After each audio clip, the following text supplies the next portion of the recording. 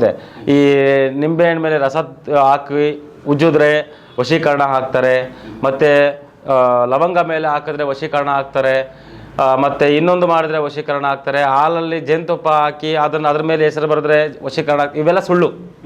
ಯಾವುದು ತಂತ್ರ ಇಲ್ಲದೆ, ಮಂತ್ರ ಇಲ್ಲದೆ, ಯಂತ್ರ ಇಲ್ಲದೆ ಯಾವುದು ಆಗೋದಿಲ್ಲ. ನಾನು ಕ್ಲಾಸಸ್ ಸ್ಟಾರ್ಟ್ ಮಾಡಿದ್ದೀನಿ. ಏನು ಕ್ಲಾಸಸ್ ಅಂದರೆ ಪ್ರತಿಯೊಬ್ಬರಿಗೂ ಒಂದು ತಿಂಗಳು ವಶೀಕರಣ ಕ್ಲಾಸ್ ಮಾಡ್ತೀನಿ, ಇನ್ನೊಂದು ದಿನ ಯಕ್ಷಿಣಿ ಕ್ಲಾಸ್ ಮಾಡ್ತೀನಿ, ಇನ್ನೊಂದು ದಿನ ಜನ ಪ್ರಯೋಗವನ್ನು ಮಾಡ್ಕೊಳ್ಸಿದ್ದೀನಿ. ಸೊ ನನ್ನ ಹತ್ರ ಬರಬೇಕಾಗಿರೋದು ವಿದ್ಯೆ ನೀಟಾಗಿ ಕಲಿತೀನಿ ಅನ್ನೋ ಆಸಕ್ತಿ ಉಳ್ಳವರು ಮಾತ್ರ ನನ್ನ ಹತ್ರ ಬರಬೇಕು. ಸುಮ್ಮನೆ ಹೆಂಗಂದ್ರೆ ಹಂಗೆ ಬರೋದು ನಾನು ಒಪ್ಪಲ್ಲ. ಮಗು ಥರ ಹೇಳ್ಕೊಡ್ತೀನಿ. ಯಾವ ಥರ ಹೇಳ್ಕೊಡ್ಬೇಕು ಅನ್ನೋಕ್ಕಂಥದ್ದು ನನಗೆ ಗೊತ್ತು. ಕಲಿಯೋ ಆಸಕ್ತಿ ನಿನಗಿದೆಯಾ? ಬನ್ನಿ ನಾನು ಕಲಿಸ್ತೀನಿ. ಕ್ಲಾಸಸ್ಸು ತುಂಬ ಇಂಪ್ರೂವ್ಮೆಂಟ್ ಇದೆ, ಮತ್ತು ತುಂಬ ಜನಕ್ಕೆ ಉಪಯೋಗ ಆಗ್ತಿದೆ, ಮತ್ತು ಅವ್ರು ಹೇಳಿದ ತಕ್ಕನಂಗೆ ನಡ್ಕೋತಾರೆ. ಅಂದರೆ ಬಂದು ಫಸ್ಟು ಕನ್ಸಲ್ಟೇಷನ್ ಕೇಳಿರ್ತೀವಲ್ಲ, ಅಕಸ್ಮಾತ್ ಅವ್ರು ಮಾಡಿದ ಪ್ರಯೋಗ ಏನಾದರೂ ಪ್ರತಿಫಲ ಕೊಡಲಿಲ್ಲ, ಅವ್ರು ಹೇಳಿದ ಟೈಮ್ ಬೀಯಿಂಗ್ ಆಗಲಿಲ್ಲ ಅಂದರೆ ಮತ್ತೆ ಫ್ರೀ ಆಫ್ ಕಾಸ್ಟು ಮತ್ತೆ ರಿನ್ಯೂವಲ್ ಮಾಡಿಕೊಡ್ತಾರೆ. ಅವ್ರು ಹೇಳಿದ ತಕ್ಕನಂಗೆ ನಡ್ಕೋತಾ ಇದ್ದಾರೆ. ತಿಂಗಳು 29ನೇ ತಾರೀಕು, ಮಾರ್ಚ್ 29ನೇ ತಾರೀಕು 3ನೇ ತಿಂಗಳು ಶನೇಶ್ವರ ಮುನೇಶ್ವರ ಚಕ್ರ ಸ್ಥಾಪನೆ ಮಾಡೋದು ಯಾವ ಥರ, ಚಕ್ರಗಳನ್ನು ಮುನೇಶ್ವರನಿಗೆ ಉತ್ಸವಿಗಳಿಗೆ ಚಕ್ರ ಸ್ಥಾಪನೆ ಮಾಡಿ ಉತ್ಸವಿಗಳನ್ನ ನೀವು ಪ್ರಾಣ ಪ್ರತಿಷ್ಠಾಪನೆ ಮಾಡೋದು ಯಾವ ಥರ, ಶನೇಶ್ವರ ಮುನೇಶ್ವರನ ಆಕರ್ಷಣೆ ಮಾಡೋದು ಯಾವ ಥರ. ಬನ್ನಿ ಅಮ್ಮ, 10,000 20,000 50,000 ತಗೊಬನ್ನಿ, ನಾ ಪರಿಹಾರ ಮಾಡಿಕೊಡ್ತೀನಿ ಅಂತಾರೆ ಹೊರತು ವಿದ್ಯೆ ಹೇಳ್ತೀನಿ ನೀವೇ ಪ್ರಯೋಗ ಮಾಡಿ, ನೀವು 4 ಜನಕ್ಕೆ ಒಳ್ಳೇದು ಮಾಡಿ ಅಂತ ಹೇಳೋದು ಫಸ್ಟ್ ಆಫ್ ಆಲ್ ನಮ್ಮ ಗುರುಗಳು. ಸುಭಾಷಾಚಾರ್ಯ ಗುರುಗಳಿಗೆ ಎಷ್ಟು ಹೇಳಿದ್ರು ಥ್ಯಾಂಕ್ಸು, ಹೃದಯಪೂರ್ವಕವಾಗಿ ಹೇಳ್ತಾ ಇದ್ದೀನಿ. ಈ ಥರ ಗುರುಗಳು ಯಾರಿಗೂ ಸಿಗಲ್ಲ. ಇವ್ರ ಮೇಲೆ ಇಲ್ಲದೆ ಇರೋ ಅಪಚಾರ ಮಾಡಲಬಾರ್ದು. ನಮ್ಮ ಮನೆಯಲ್ಲೇ ತಿಂದು ನಮಗೆ ಉಣ್ಕೊಂಡು ನಮಗೆ ಬೆಂಚೂರಿ ಹಾಕಿರೋ ಇರ್ತಾರೆ. ಗುರುವಿಗೆ ದ್ರೋಹ ಮಾಡಿದವನು, ಗುರುವಿಗೆ ಇದು ಮಾಡಿದವನು ಎಂದಿಗೂ ಉದ್ಧಾರ ಆಗೋದಿಲ್ಲ.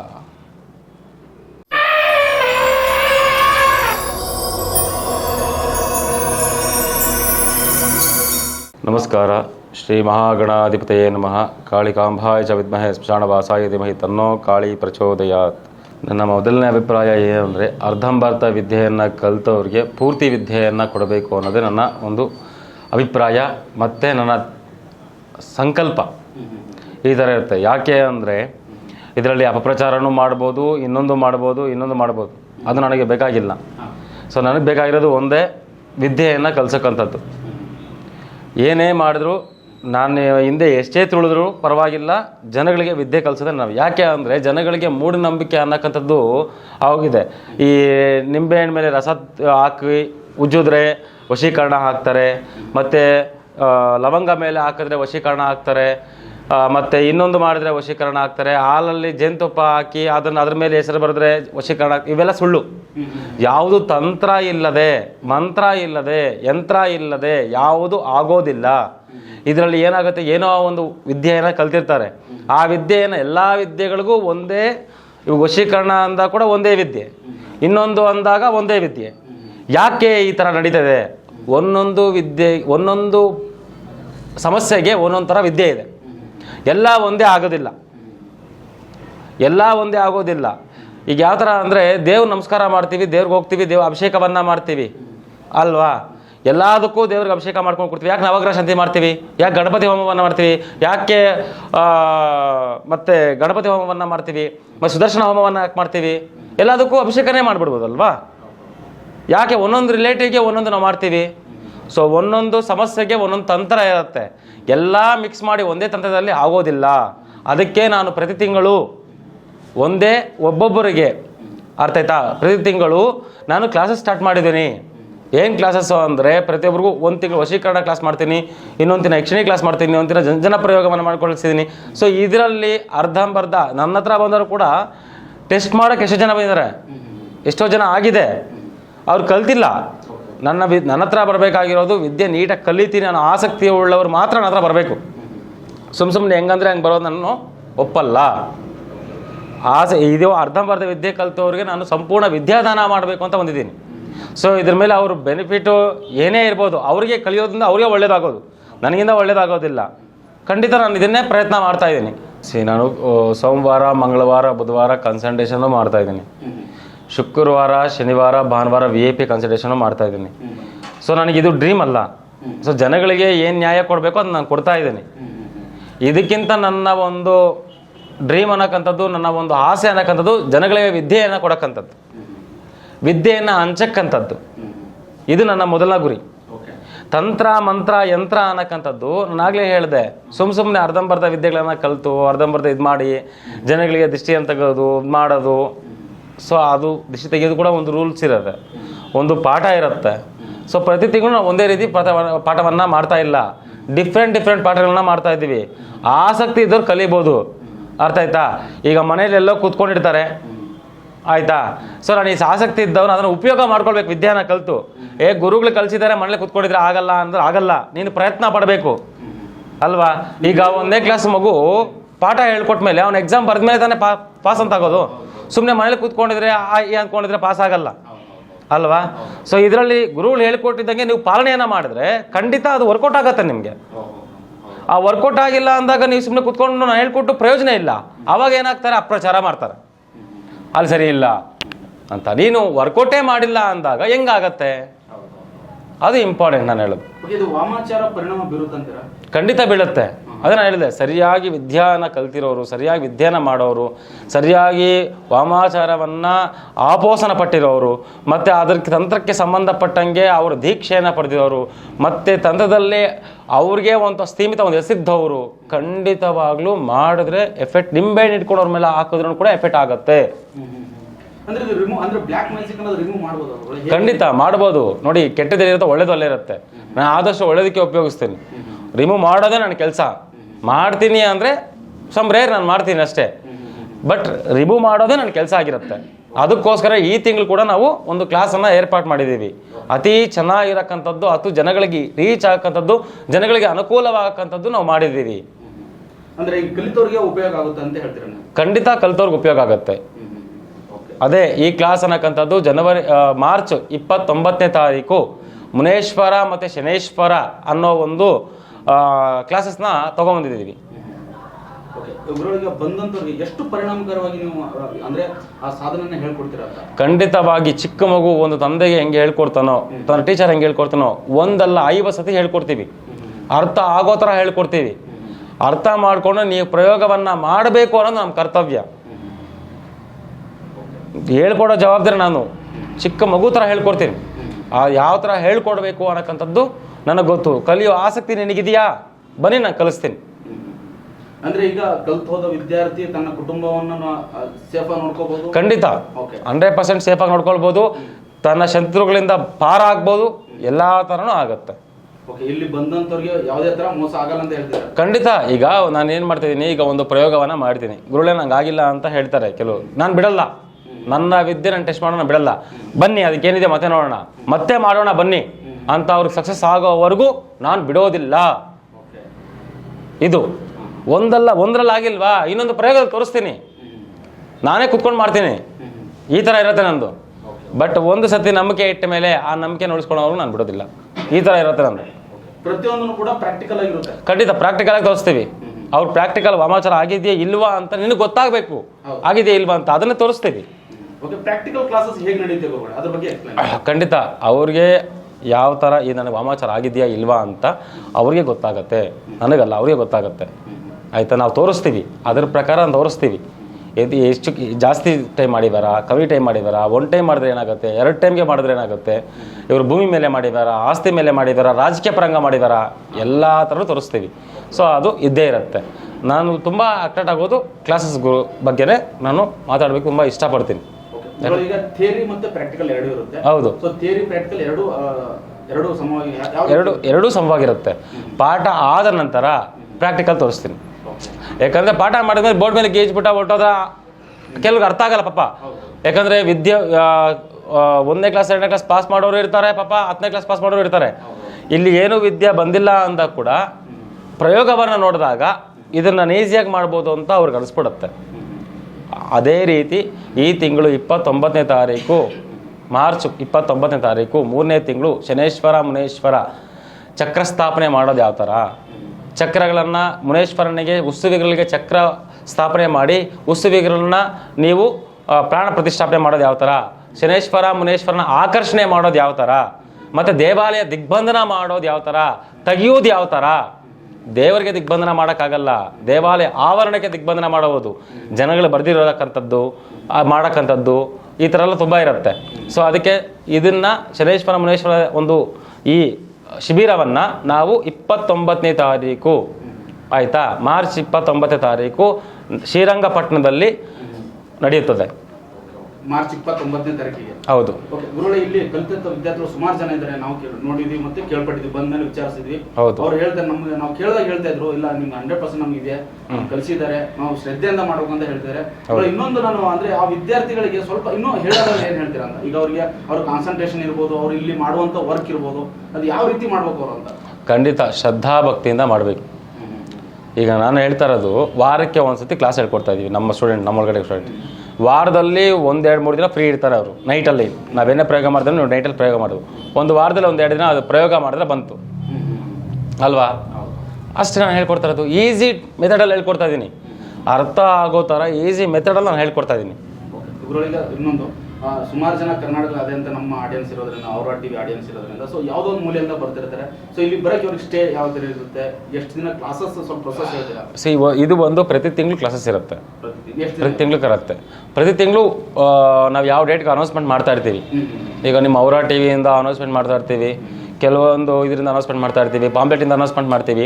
ಪ್ರತಿ ತಿಂಗಳು ನಾವು ಅನೌನ್ಸ್ಮೆಂಟ್ ಮಾಡ್ತಾ ಇರ್ತೀವಿ. ಪ್ರತಿ ತಿಂಗಳು ಪ್ರತಿ ತಿಂಗಳು 2 ಪ್ರಾಜೆಕ್ಟ್ ನಡೆಯುತ್ತೆ, 2 ಶಿಬಿರಗಳನ್ನು ನಡೆಸ್ತೇವೆ.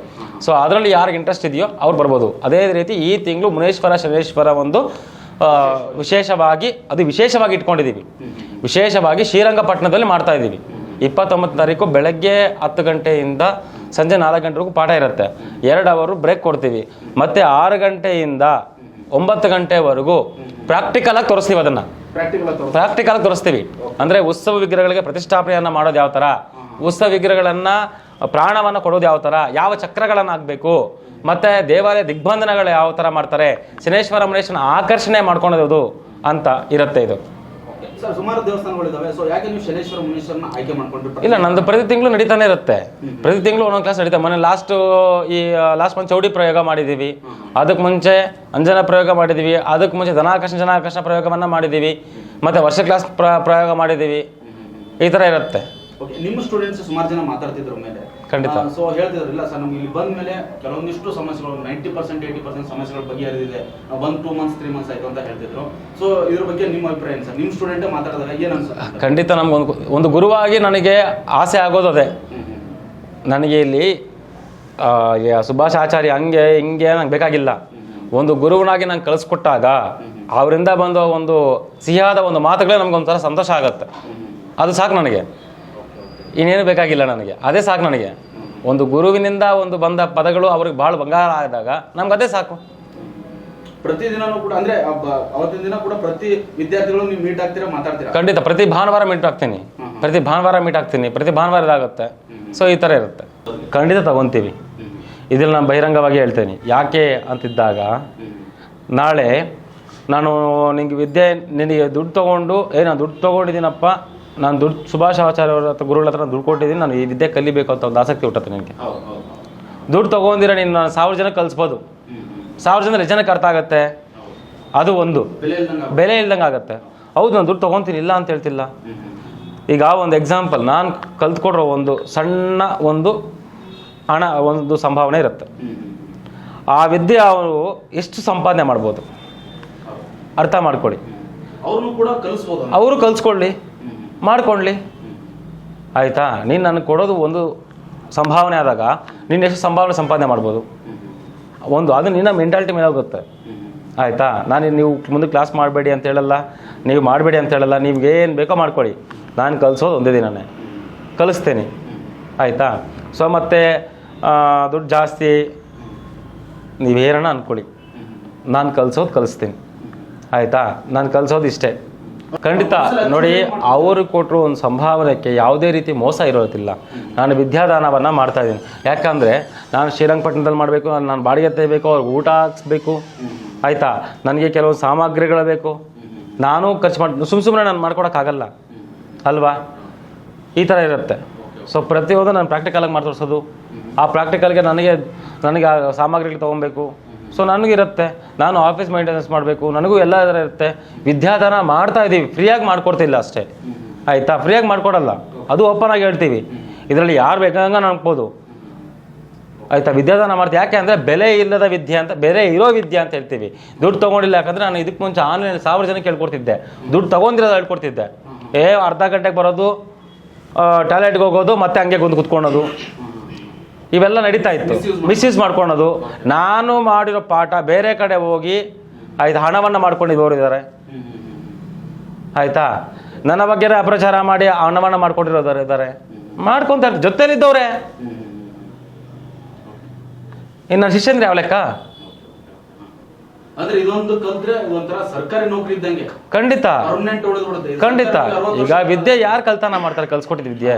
ಈಗ ಒಂದು ಎಕ್ಸಾಂಪಲ್, ನಾವು ABCD ಆ ಇ ಎಲ್ಲ ಓದ್ತೀವಿ, ಯಾರು ಕಲ್ಸ್ಕೊಟ್ಟಿದ್ದು ನಮಗೆ? ಗುರುಗಳು ಕಲ್ಸ್ಕೊಟ್ರು ಅಲ್ವಾ?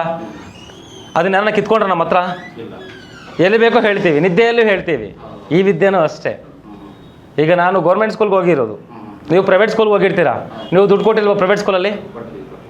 ನೀವು ದುಡ್ಡು ವಾಪಸ್ ಕೇಳ್ತೀರಾ? ಹೋಗ್ಬಿಟ್ಟು ದುಡ್ಡು ವಾಪಸ್ ಕೇಳ್ತೀರಾ? ನಾನು ಈ ವಿದ್ಯೆ ಕಲ್ತಿಲ್ಲ, ನಾನು ಫೈಲ್ ಹೋಗಿದ್ದೀನಿ, ವಾಪಸ್ ಕೊಡಿ ಅಂತ ಕೇಳ್ತೀರಾ? ನೀನು ಕಲಿಯಕ್ಕೆ ಬಂದಾಗ ನೀನು ಶ್ರಮ ಪಡಬೇಕು. ನೀನು ಶ್ರಮನೇ ಪಡೆದಿರಾ, ಏನೋ ಮಾಡಿದಿರಾ, ದುಡ್ಡು ವಾಪಸ್ ಕೊಟ್ಟಿದ್ದೀರಾ, ಕೊಟ್ಬಿಡ್ತೀವಾ?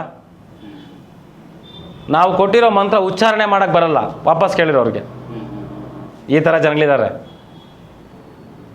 ಎಲ್ಲ ಕಲಿಸ್ಕೊಟ್ಟು, ಎಲ್ಲ ತಯಾರು ಮಾಡಿಕೊಂಡು, ಎಲ್ಲ ಥರ ಮಾಡಿಕೊಂಡು ಗುರುಳು ವಿದ್ಯೆ ಕಲ್ಸ್ಕೊಟ್ಟಿಲ್ಲ, ನಂಗೆ ಬಂದಿಲ್ಲ ಅಂದರೆ ದುಡ್ಡು ವಾಪಸ್ ಇಸ್ಕೊಂಡ್ಬಿಡೋಣ ಅಂತ ಹೇಳಿ ಜನಗಳು ನನ್ನ ಹತ್ರ ಬಂದಿದ್ದಾರೆ, ಶಿಷ್ಯನಿದ್ದಾರೆ.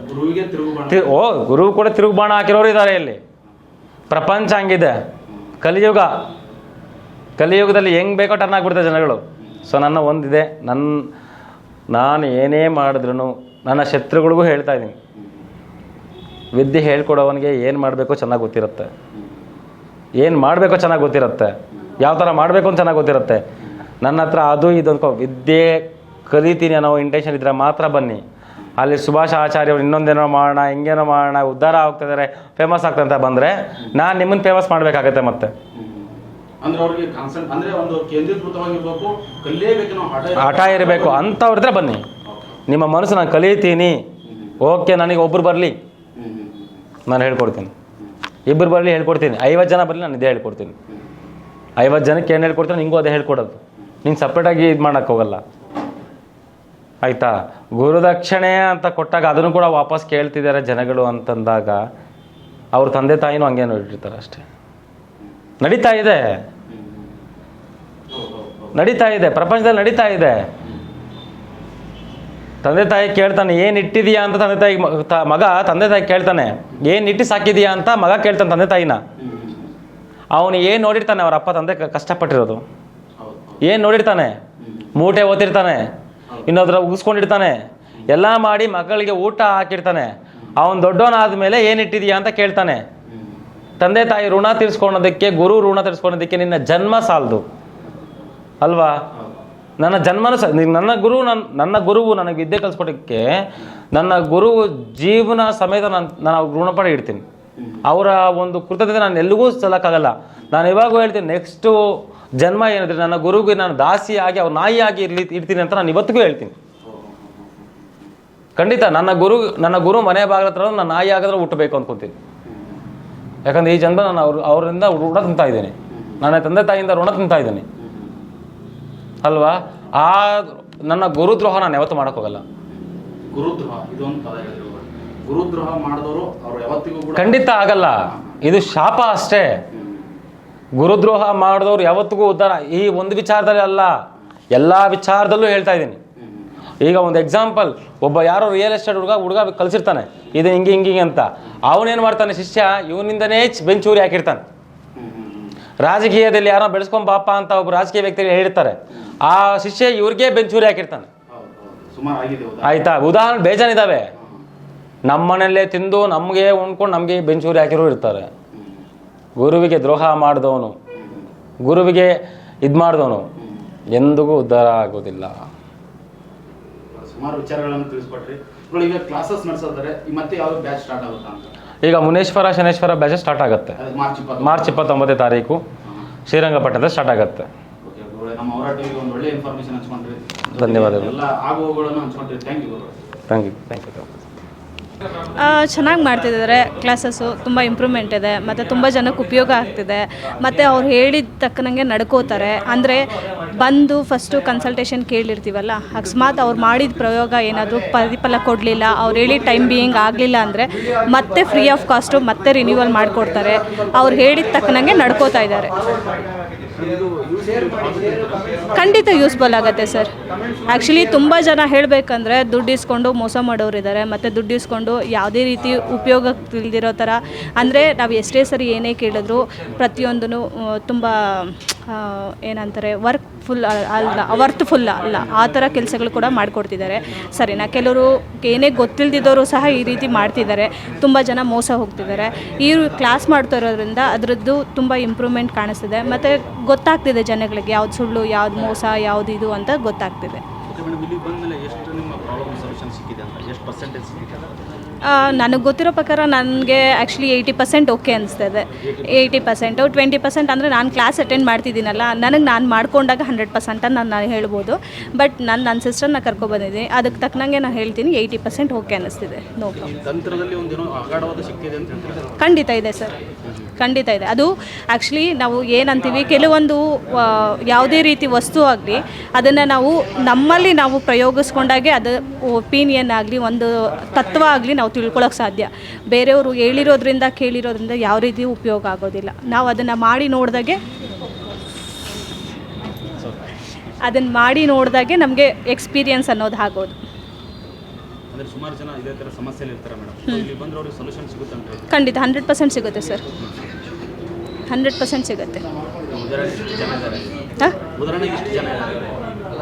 ಉದಾಹರಣೆಗೆ ಅಂದರೆ 1000 ಜನ ಬರ್ತಾರೆ. ನನಗೆ ಗೊತ್ತಿರೋ ಪ್ರಕಾರ ನಾವು ಪ್ರತಿ ಸರಿ ಬಂದಾಗೂ ತುಂಬ ಜನ ಇರ್ತಾರೆ ಆಫೀಸಲ್ಲಿ, ಖಂಡಿತ ಬಂದೇ ಬರ್ತಾರೆ. ತುಂಬ ಜನಕ್ಕೆ ಉಪಯೋಗ ಆಗಿದೆ ಅಂತ ಹೇಳ್ತೀನಿ ನಾನು.